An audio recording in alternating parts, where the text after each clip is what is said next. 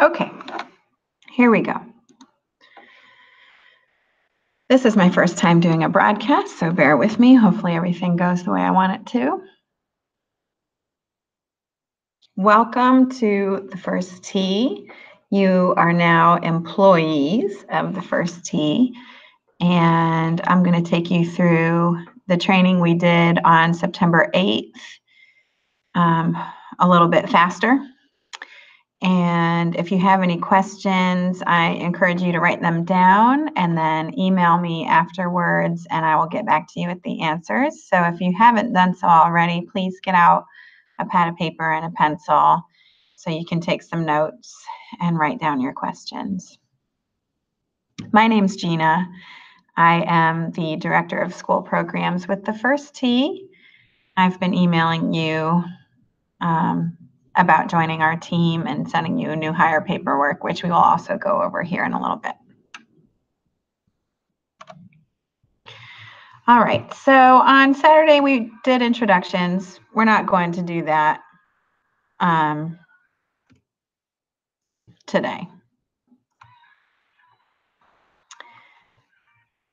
The First Tee 101, we'll go over the history of the organization a little bit anyway, and what is Drive4Success. That's the actual program that we are delivering to the schools.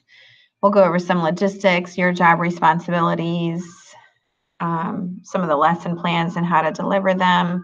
On Saturday, we practiced one of the activities. Obviously, we can't do that now, but I encourage you to read the lesson plans when you get them and really familiarize yourself with them and practice them, you know, as much as you can before the program starts.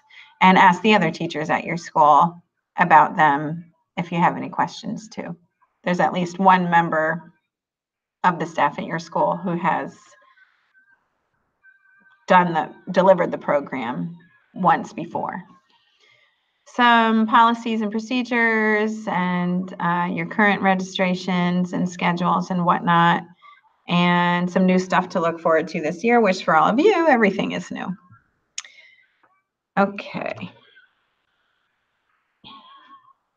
I'm gonna do something really quick. I realized that my radio is playing, and I'm not sure if you could hear that or not, but I figure I might as well turn it off anyway. Okay.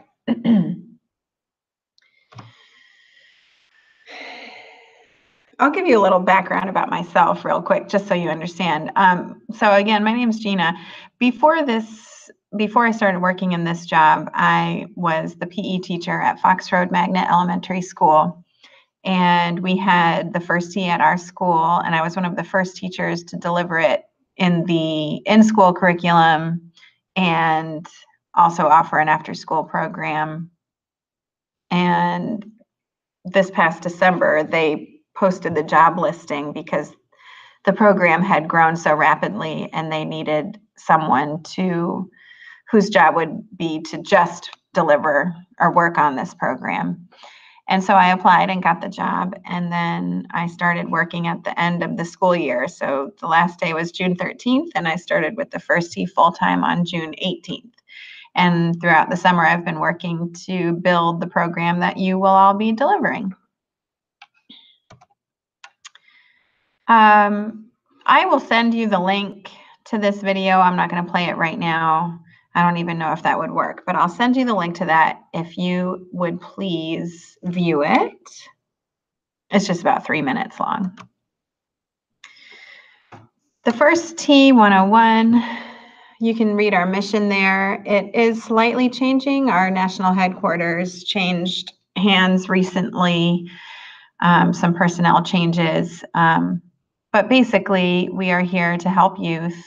Our main goal is to build character and help them to be successful through life, not just through the sport of golf, but in all areas, in school, at home, in the community, building relationships and things like that. The national organization was founded in 1997. Our chapter, and we are one of 150 in the nation, our chapter began in 2004 as the First Tee of Wake County. And then we spread out and now cover 7 counties, Wake, Durham, Orange, Chatham, Johnston, Granville, and Franklin. And so we changed our name to the First Tee of the Triangle in 2007 and have been that ever since. Wake is pretty much our hub, and Wake County is the only county where the after-school program that you will be delivering is offered. The other counties just have the national school program, which is the curriculum that PE teachers deliver in their classes. It's important for you to know as an employee of the First Tee, and you'll probably get some questions about this, but we are, for tax purposes, a 501c3, which means we are a charity organization, and everything that we do and are able to do and provide to the children, the scholarships, your pay, everything is because of donations from individuals and corporate sponsors. So it's important to know that when people ask, how are you able to provide this program in our schools? So there's that.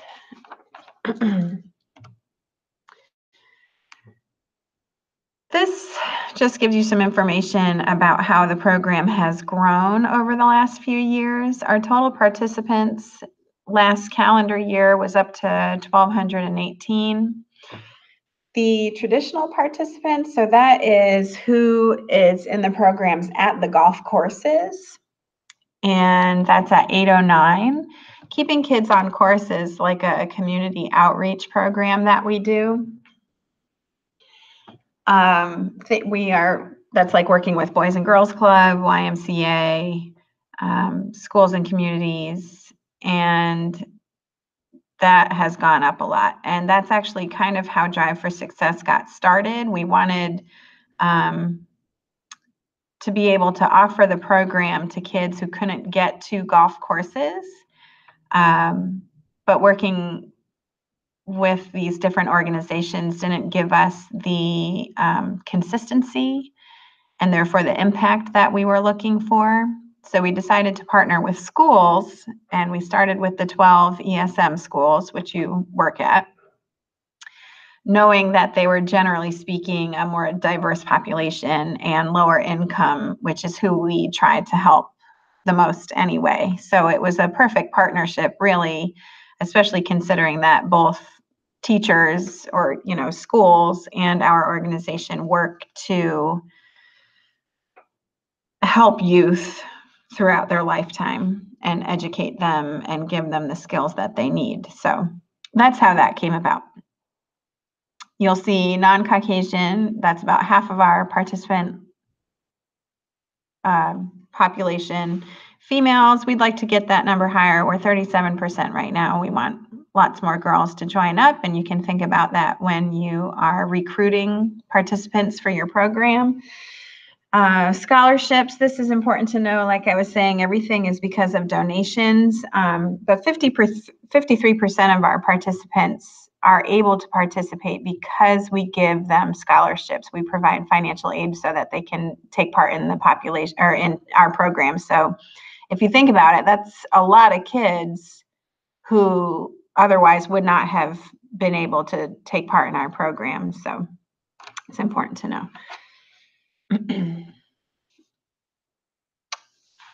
Sorry for the pauses. I'm just checking over my notes and making sure that I'm giving you all the information that you need. The Drive4Success, that number, the 111, that was from, so most of these numbers are calendar years, or all of these numbers are calendar years, but schools tend to do things based on school year. But that 111 is from spring 2017 school year and fall 2017 school year. But the fall 2017, spring 2018 school year was actually at 358. So like I said before, we grew so rapidly, more than tripled in size in terms of participants. And that's why they realized this was something special and they need someone just for this program to make sure that it's still growing as quickly as it can. So what is Drive for Success? As I said, it began as a partnership between the First Tee of the Triangle and Wake County Public Schools. And we wanted to partner with them because of the mutual investment and desire to help our youth. And we want to instill those core values and healthy habits and life skills that are going to help them to be successful. The Drive for Success model, like I said, there's a national school program, and that's how it starts. And that's one of the criteria for future schools who want to have the Drive for Success program. They will have to invest in the curriculum and have that in their PE classes for at least a year. It was a little bit different for the ESM schools, but again, that's how we got started. And now we know what we'd like to see in the coming years. Once the national school program is being taught and the PE teachers are trained in delivering that, then we'll be able to offer after school programs at the schools. And then we hire the school staff, obviously, that's why you're here, to deliver the program for us. And we don't currently have a summer program that is just for the school-based kids. But we do have summer programs, camps and whatnot that some of our ESM kids have already been transitioning into, which is great. And hopefully someday we'll have something specifically for those children. Your schedule, you can find your school there and what day of the week you'll be providing your program. You probably already know this information. The start date and end date, generally speaking, they're 6-week sessions. So if there's a holiday that falls, like Thanksgiving week, we don't deliver any programs. So we'd skip that week and extend it a week later. We are thinking about changing it to a 9-week program. There are 9 core values, so it just makes sense to have a 9-week session. But that is still up in the air. But I'll keep you informed, obviously, if that changes. And the classes each week are 90 minutes long. The first half hour is for homework and snack and going over the core value of the week and healthy habit of the week. And then the last 60 minutes is all activity with a warm-up and then usually 2 games that focus on golf skills.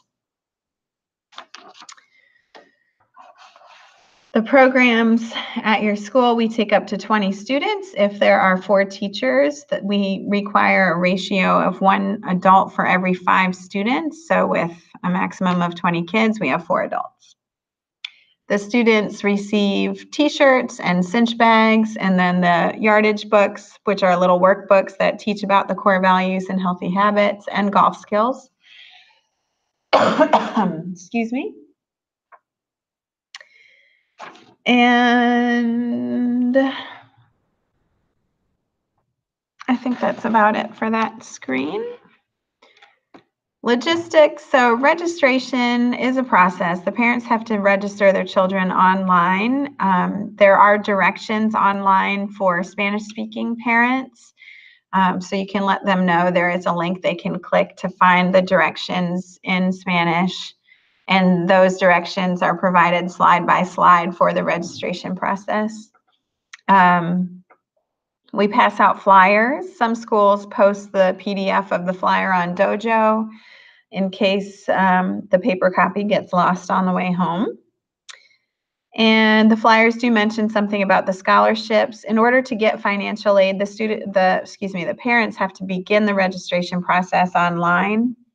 And one of the steps asks, do you want financial aid? And if they click yes, another screen pops up. They answer a few questions about income and household numbers and things like that. They still have to complete the registration process. Make sure you let them know they still have to submit their registration. They don't have to pay anything, but once they submit it, I will see that they've asked for financial aid, and then I'll go in on my end and take care of that for them and complete the child's registration and make sure that they are actually registered. Like I said, the first half hour of your program is going to be for homework and snack and things like that. I strongly suggest finding a quiet unused classroom for the children to meet for that first half hour, just because, cafeteria, gym, there's usually a lot going on, whether it's the carpool meeting place or after school program. So if you want the kids to actually be able to pay attention to what you're talking about, then a classroom is ideal. I know that it's not always easy, but if you can find something like that. The assistants will actually be the teachers who are meeting with the kids during that time to go over the core value and distribute the snacks, while the lead teacher is setting up the equipment for that last hour. Make sure you're taking attendance, and I'll go over this again, but at the end, when the kids are being picked up, they need to be signed out by a parent. The kids are no longer, or excuse me, the school is no longer liable for these children. The first T is. So, if the wrong person takes the child home, someone who wasn't on the approved list, and you'll get your emergency contact sheets when your program begins, or if the kid just sneaks off and decides they're going to go visit their old kindergarten teacher and doesn't tell you, and you think they've left, and then you go home, and then it's just a disaster. So make sure you have a signature in the checkout column every week for every child. That is super important. Only one assistant will be staying with the lead teacher till the last child is gone. You can rotate how you want to do that. Or if you have your own child and you got to go, then that's fine. Just make sure that as a team, you guys are communicating as to who is staying and who isn't each week. Program space, I have to reserve the space and pay for the space. So make sure if there are any conflicts, like another group says they want to use the gym that day or the field or wherever you guys are playing, you point out to them that the space is reserved and has been paid for, and it is your space to use, so that there shouldn't be any sort of disagreements about who belongs where. For the most part, you'll be, if the weather is good, you'll be using whatever multi-purpose field or track or open play area that you have outside. And obviously, if the weather is bad or too hot, raining, hurricanes, whatever the case may be, that you're in the gym. And if somebody else had reserved it and you know that they use that space, then try to come up with a backup plan ahead of time, just so you know where to go. Carpool we talked about. If you can communicate with the parents as to where they should pick the children up from. When I was at Fox Road, we walked the kids down to the lobby outside the main office, and all the parents picked up from there. The equipment is the school's to keep. It's all been bought and paid for. It's very durable equipment, but obviously you want to take good care of it because it is expensive to replace. It is not, it's not actual golf clubs. They're golf clubs, but they're plastic, and they're for children who are beginning to learn the skills. So the club heads are oversized, and they're very colorful, and they have dots on the handles to help you know where your fingers should be placed and things like that. So if you haven't seen it or touched it, make sure you get in with your PE teacher before the first day, just so you can take a look at all the stuff. It's called snag equipment. The balls are like mini tennis balls, and they stick to the targets like Velcro, which is pretty cool. Setup and tear down procedures. So again, the PE teacher or whoever your lead teacher is for this program is who's going to be setting up the equipment. I would suggest having the kids tear it all down. If the PE teacher is not involved in the after school program, just make sure you communicate with them where they want the equipment placed, especially if they are using it for their in-school unit at that time. Otherwise, maybe you want to keep it in the classroom where you're all meeting or something like that. But again, that's up to you and how your school's doing it. Identifying participants. This, again, is up to you guys, how you want to go about doing this. We don't need to have 20 new students every session. We actually love to see the same kids over and over because that way there's a greater impact. The more often they have the program, the more likely it's going to stick and work. So if it's the same 20 kids session after session, that's absolutely fine with us. We just want them filled and so that we can reach as many kids as possible. If you just really like a child or you think that they could really benefit from the core value piece, or if they've told you, I love golf and I want to play, or they're in the after school program and you know it's going to be an easy pickup situation, however you want to do it. But these kids do not have to be athletes. They don't have to say, I'm really good at sports, and so therefore you think that it would be a fit for them. Any child is welcome to participate and learn from our program.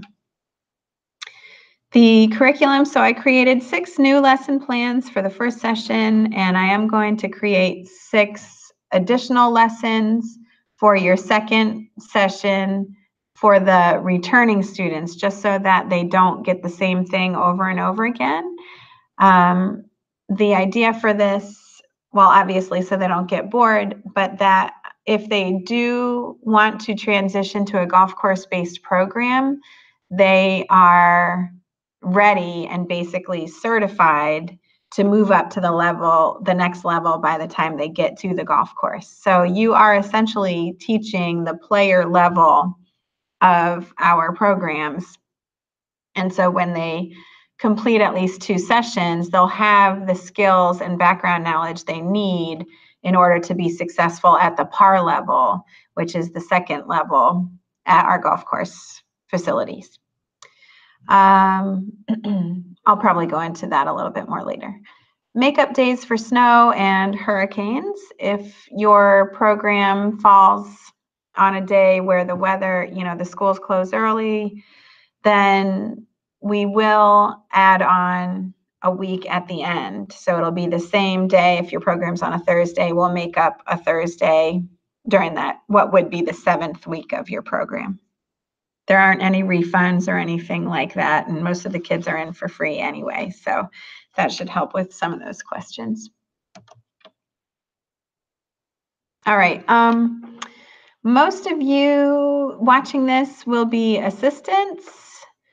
But I'll go over all this anyway. The program coordinators generally are the main point of contact for the school and for me, between parents and the lead and me and the lead. And they generally do a lot of the recruiting only because most of the leads are PE teachers, so they see all of the students, whereas the grade level classroom teachers generally only know who they've already had.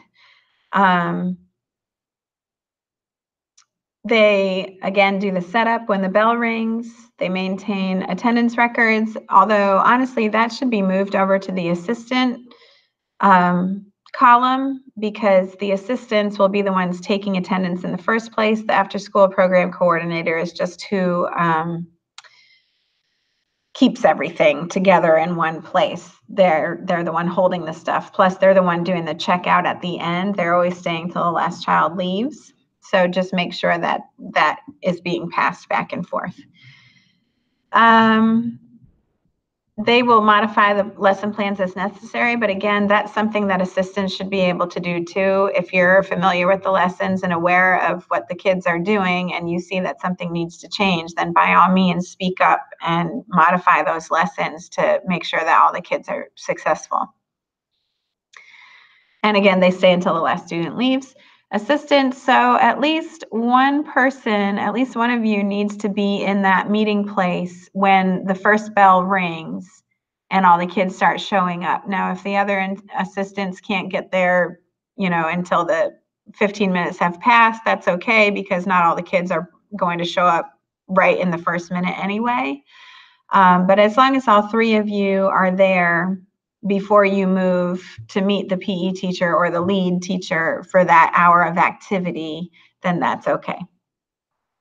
Again, review the lesson plans. So in case, there's an injury and the lead takes the child to go provide first aid, you aren't just standing there saying, now what? You can just smoothly transition the kids into the next step without having to read over your notes or ask, what do I do? So just be prepared. Or if somebody's absent that day and you're taking more of a lead role than you usually do. Safety zones, make sure that you are watching the kids and emphasizing safety all the time. Obviously, golf, swinging clubs and balls flying in who knows what direction. It's safety is more of an issue than in some other games and activities. So just make sure that the kids who are not swinging clubs are in the safety zones, which is usually an area that is coned off behind the tees, or during putting, they might be standing in a hula hoop off to the side. That the students who are swinging the clubs are checking all sides before they swing. And if they're working with partners, the partner is also looking around the person who has the club and saying, oh, wait, don't swing yet. So-and-so just walked behind you. So making sure the kids are aware of safety rules and you're using that language over and over again. Again, one of you is going to stay with the site coordinator until the last child leaves, and that can rotate on a weekly basis. And again, if you don't have 20 kids who register, then all 4 of you may not be working. Now, if you want to rotate that as well and say, these 2 teachers, like if, let's say you have 15 kids who register, then we're only going to pay 3 teachers to work the program. So, if you decide, well, this teacher was the last one to sign up, so they're not going to do the session, or, teacher A is going to work even weeks and teacher B is going to work odd weeks.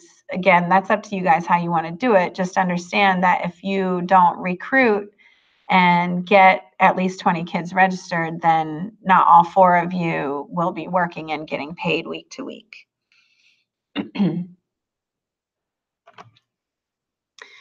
All right, the first T curriculum. So this is like a little funnel, and you're pouring the different components in, but they all come out as one new thing. And that is the first T life skills experience. So the things that create that experience are the golf skills, and ours are putting, chipping, pitching, and the full swing or drive. The life skills, and then core values and healthy habits. And we'll get into more of what those are. The first T life skills, as you can read, are specific lessons geared to teach young people effective habits that, when incorporated on the golf course and in daily life, can lead to positive decisions and outcomes. The core values are things like honesty and integrity, perseverance, judgment, and responsibility. And these are things that are taught through the lessons and help the children to be more successful in life. The healthy habits were created through a collaboration among the First Tee Annika Foundation and Florida Hospital for Children to promote healthy, active lifestyles for young people. And they're divided into 3 main categories, which are emotional, physical, and social. The 3 that we focus on, subcategories, the 3 we focus on the most are energy, play, and safety. But there is also vision, mind, family, friends, school, and community. And again, these are all part of your lesson plans, and you'll be talking about them throughout the weeks.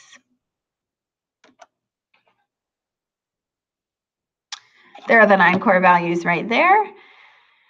Goal setting is the only thing that you won't be talking too much about, only because the age group you have, it's just a lot for them. And so that doesn't really begin until the birdie level of our certification programs.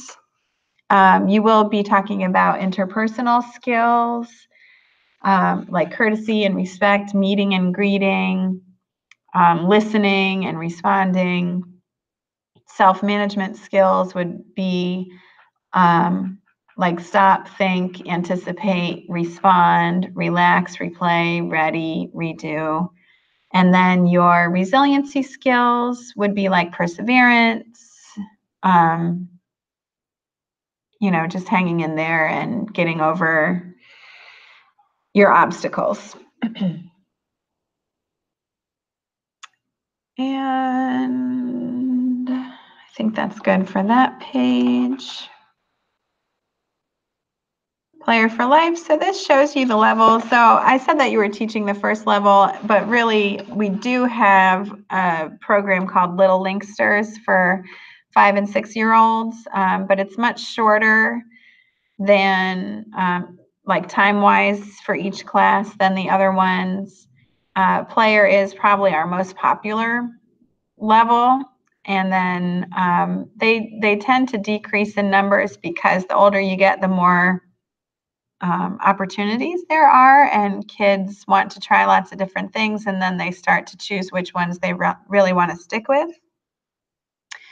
So player level starts at 7, and you need to be 9 years old to begin the PAR program.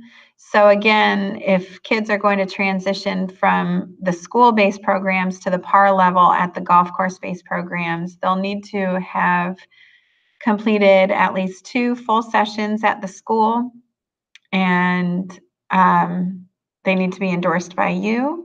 They'll have to pass a written skills knowledge and core value knowledge test before moving up to PAR. And if you are going to recommend them for a golf course-based program, we do ask that you have some sort of confidence that they have transportation to the golf course-based facilities, because we can't provide that for them, and we just don't want to get their hopes up that they're going to be a part of something that they just can't get to. I think that's good. They may take some of the player levels several times over and the PAR levels several times over, and that's okay, because in our opinion, multiple exposure will maximize their understanding. So they do repeat these things a few times before moving on, and that's okay. Our first T coach philosophy. Again, it's that funnel effect where we pour all these different things in and they come out as one grand product.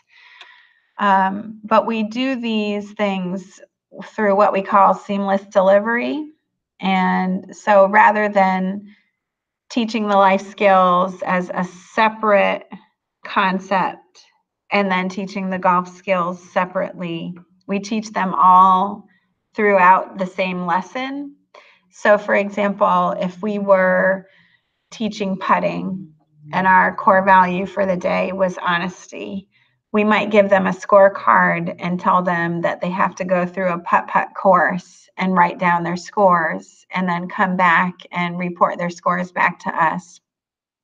Or work with partners and the partners have to keep each other's scores, something to that effect. So by default, in order to practice the golf skill, they have to also practice honesty. And the healthy habit might be, safety. And so we're not hovering over them, telling them how to play the particular activity, but it's expected that they're practicing their safe habits at the same time.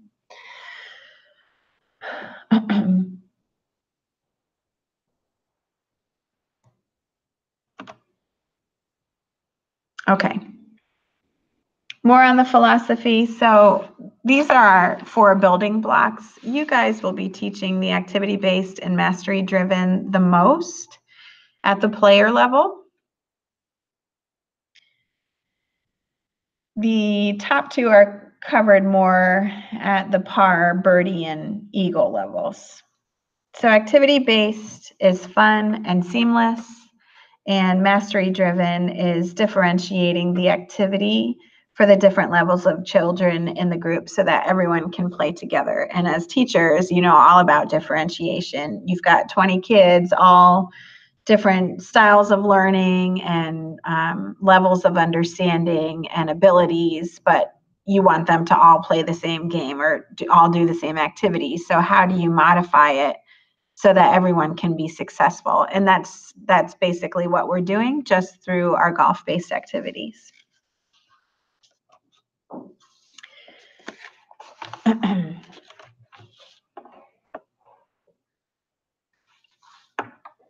Activity-based, so we've got doing versus telling.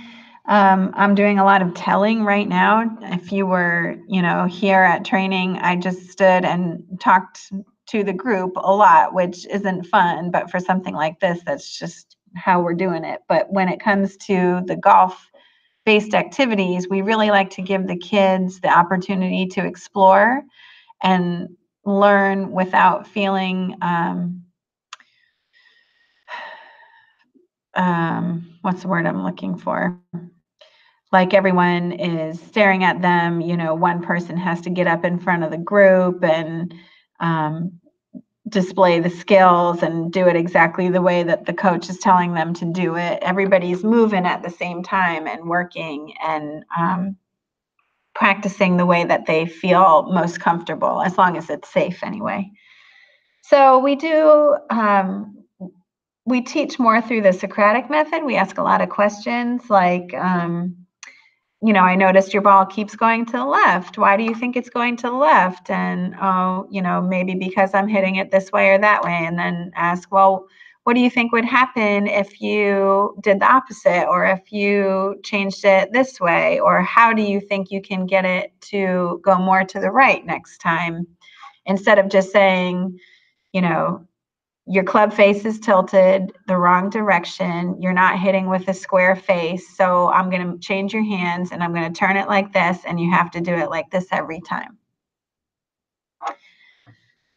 Fun and seamless. Again, we're blending everything together, not keeping them separate, and avoid prolonged periods of talking like I'm doing right now, and let the kids explore and keep them moving the whole time. Make it fun for them.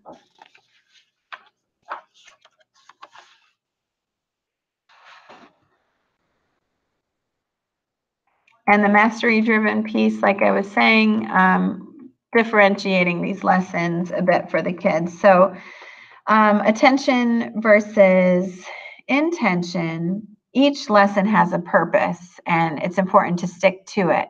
So for example, one of the lessons, I believe lesson 5, the golf fundamental, is about distance response and changing the length of the swing in relation to how far you want the ball to go. So you might talk about a pendulum and how a pendulum swings equal distances on both sides of the low point.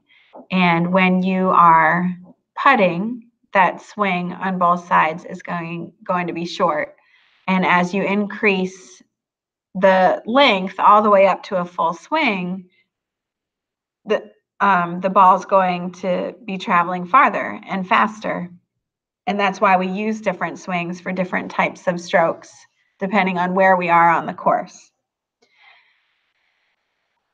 The reason we have intention is because we don't want to confuse and frustrate the participants. So if I were playing and it were my first time and I had 4 coaches and each one of them walked past me and told me something different that I was doing wrong or should try fixing about my swing, I'd start to get really frustrated and think like, geez, I am really bad at this apparently, because they're all finding something that I'm doing wrong. Whereas if every coach that walked by was using the same language to me and every other player, you know, especially with like distance response, it's a short putt, so you need a short swing. Short putt, short swing, short swing, short swing. And if I hear that over and over and over again, for one thing, it's going to stick, but I'm also going to feel like, oh, there's really only one thing that people are noticing that I'm not doing particularly well. And I won't feel so down on myself. So whatever the golf fundamental is for that lesson, and it's in the lesson plans, just make sure you're familiar with what it means and that that's the language you're using for every child that whole class period. Process versus outcome. I'm sure whether you've played sports or watched sports, you've said at some point, nice shot. That was a really great shot. And what you're giving credit to is the outcome. The ball went in the basket. The ball went in the goal. The ball hit the target. Instead of focusing on the process of how the ball made it to where you wanted it to go. So when you're coaching the kids, it's important to focus on the process and not just the outcome, because there are kids who are going to hit the target every time and kids who are going to miss the target every time.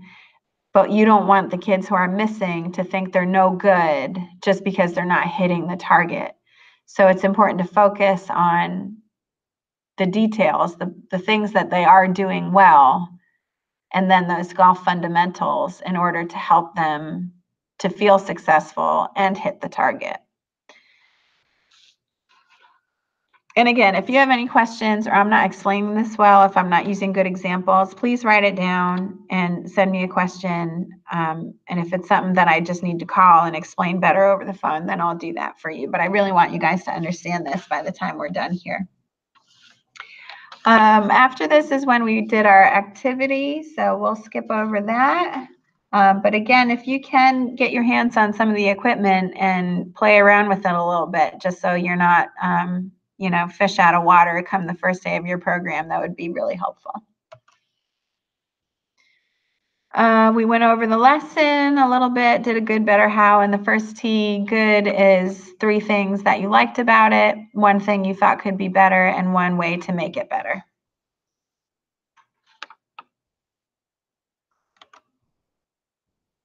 All right, policies and procedures. It's just some housekeeping stuff. Make sure you fill out your hiring paperwork and especially go online and do that background check. We're not going to be able to have you working with the kids until your background check is complete. And I know you had to do one for school, but you may have started working in the schools years ago. So we just need to make sure that that's done. And again, the 5-to-1 ratio, that's for safety and also to make sure that more kids are getting instruction more often than they would if it was just one teacher for all those kids. Avoid the one-to-one situations. Try not to find yourself in a closed off room by yourself with a child after school. Make sure that other adults are there or other children. And the stay in front of the participant, this is for your safety, really. When you're swinging a golf club, the last place you want to be is behind someone. You're going to get hit, and that's not going to feel good. But in terms of helping them adjust their swing, you want to stand in front of them and face them rather than be behind them and wrapping your arms around them from behind and putting your hands over their hands to help them adjust. So stand in front of them if you need to adjust their swing, you can reach out and put your hand on their hands or grab the club and help them swing that way. So, just some obvious things, but you get comfortable with the kids and you think it's no big deal, but the wrong person walks in at the wrong time and they think something's going on. So make sure you're just cognizant of that. Safety zones, again, we went over this, and you'll see in the diagrams in your lesson plans also where the safety zones are for the different activities. And again, use the teachers who have already been delivering the program and ask them, what does this mean and what does it look like and what do I say and how do I do this? And tone of voice, just think about the way you're talking to the kids. It's at the school, but they're not in school anymore. We want them to have fun and enjoy themselves and want to come back. So I'll just leave it at that. Policies and procedures. Again, your checkout system, make sure that you as a team know how this is going to work and who's in charge of what. But again, every child needs to be signed out on your check-in, checkout form before they walk out the door at the end of the day.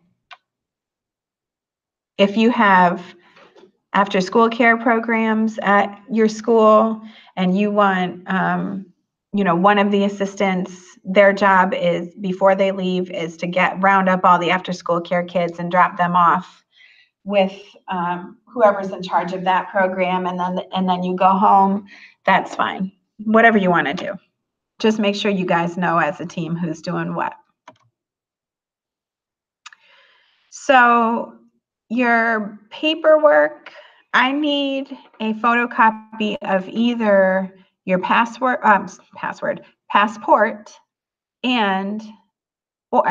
or a copy of your license and social security card, or your license and birth certificate.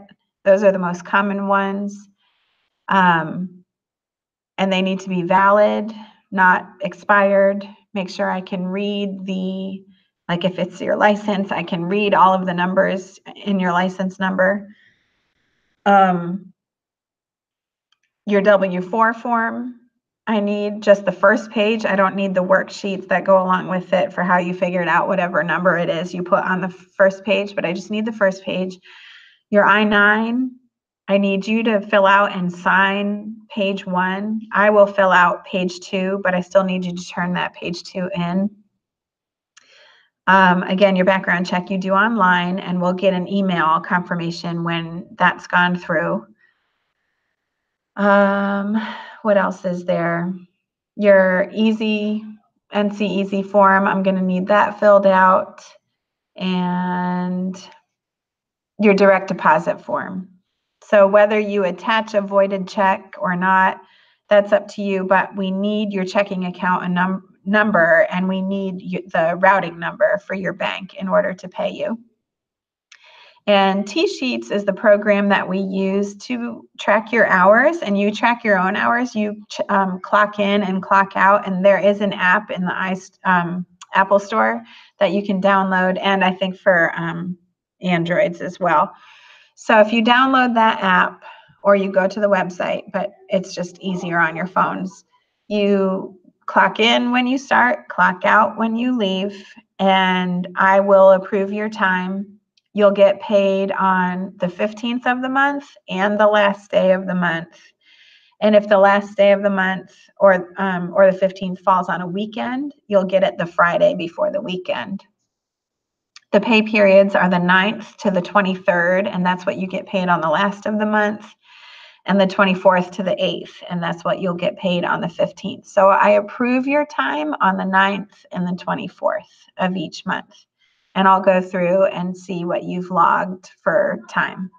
The assistants will get paid $20 an hour for delivering the Drive4Success after school program, so that's nice.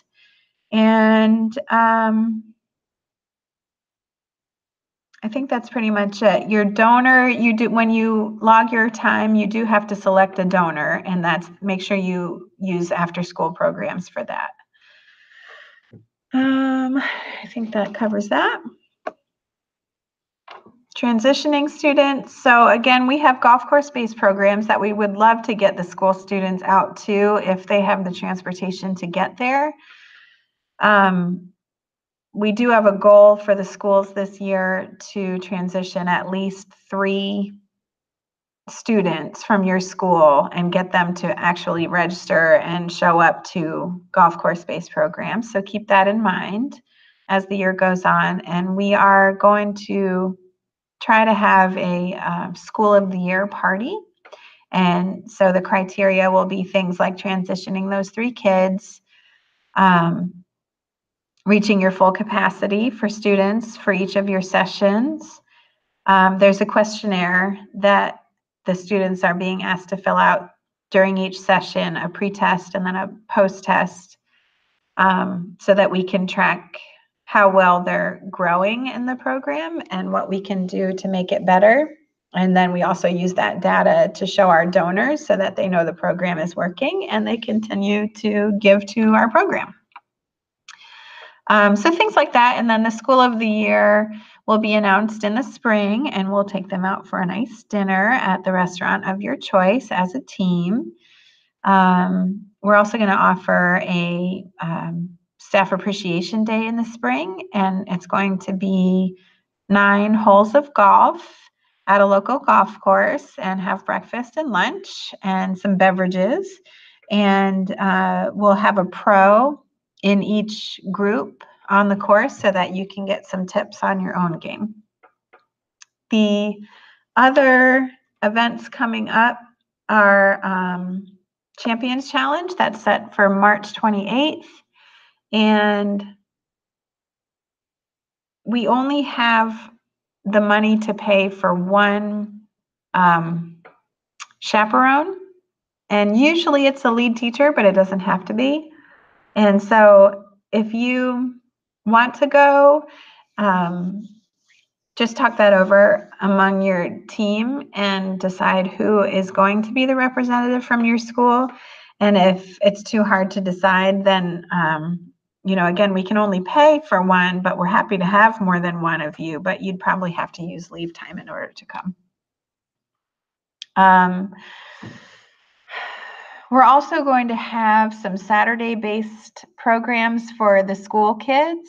Again, they need transportation to get to the golf courses, but we would like to give them the opportunity to have actual golf course experience this year. So a few Saturdays throughout the year, I'll have some space reserved at some local courses and some tee times. So if the kids can get there, they'll be able to play for free. And you don't have to come for that, but you're welcome to join us, obviously, if you want. I think that's it for future dates. Everything is new to you guys, but some new technology things. We are going to do remind texts, and I will, this is like a mass texting service, and I'll have the text messages sent to you, but that's just so you know what the parents are reading. And I'll schedule texts the day before your programs. So it'll just say something like, don't forget the first tee meets tomorrow and your pickup time is 5:15, something like that. And then Class Dojo, I set up the first tee as a school. And then each of the ESM schools are a class within my school. And I added the lead teacher as a co-teacher, but I'm happy to add the assistants as well. And then you can go in and give plus and minus points for displaying or not displaying the core values. But really, you don't have to use it at all. I did this for the translation aspect in case I have Spanish-speaking parents that I need to communicate with. GroupMe is an app that you can get, and I'm happy to invite you to the group as well. This is really just a forum for the teachers and coaches who maybe have questions about the lessons, or they had a better idea about the lessons and want to share that. So again, if you want to be on any of these things, let me know. The coach portal is on our website, which is thefirstteetriangle.org. And if you go under the volunteer tab, you'll see coach portal. And when you click on that, it'll take you to a page, and on the left-hand side, it'll say, I think golf course-based coaches, and then Drive4Success school staff or something like that. So Drive4Success is your program. You will have to log in. So jot down that login and password. TFT Coach is the login and Triangle is the password. And on that, in that portal, you'll find all of our lesson plans for the sessions and just some other miscellaneous stuff that you might find that you need to know. I said a little bit about the questionnaires. The lead coaches, I think, can tell you more about that. The pre-test will happen on the first day of the session, and anytime a new child joins, they will be asked to take the pre-test, and then at the end of every session. So they only do the pre-test one time only. And then at the end of every session, they'll do their post-test. And that will be used to compare to the one pre-test they took. And hopefully we can track some growth throughout the program. And it just asks about like their understanding of what the core values mean, and some behavior questions, like if they're getting in trouble or getting rewarded for their behavior, stuff like that. Nothing really in depth. And although they do put their names on it, it is anonymous. We're not going to publish any data that is child specific. I went over this already. So the Champions Challenge, it is for 3rd through 5th graders. It's 3 boys and 3 girls from each school.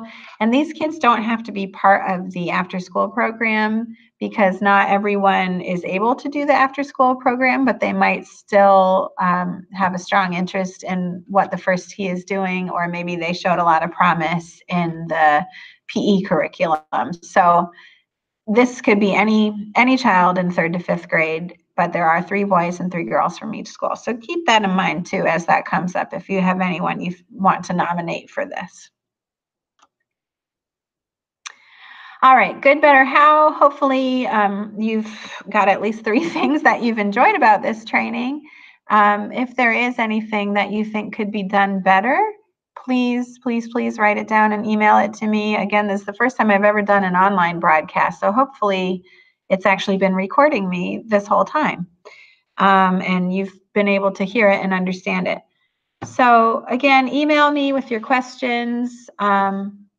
I will send you an email to check for your understanding of what I've gone over. And again, I need all of your paperwork turned in as soon as possible, so that we can actually put you on the schedule to be coaching at your school and pay you. Thank you very much for tuning in. I hope it was painless.